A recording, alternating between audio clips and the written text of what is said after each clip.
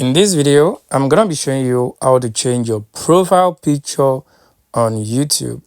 That is, if you want to change the profile picture you use for your channel, this video will help you to change it, and it's very basic and very simple to do. The first thing you want to do, you want to log into your YouTube account. So let's go to my YouTube. So once you arrive in your YouTube account, what I want you to do from here is this.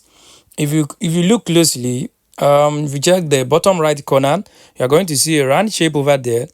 That is the profile icon. So I want you to tap on that. So once you tap on that, to take you to this page. So what you want to do on this page, if you look closely, you're going to see view channel. So I want you to tap on that view channel.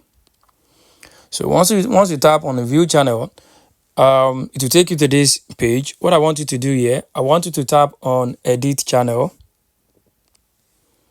So once you tap on edit channel, it will take you to this page. On this page, what I want you to do is this. Yeah, as you can see, this is my current profile picture here. I want you to tap on this picture. Once you tap on it, it will ask you, do you want to take a picture right now, or you want to choose from your photos? What you just have to do is just want to tap on choose from your phone.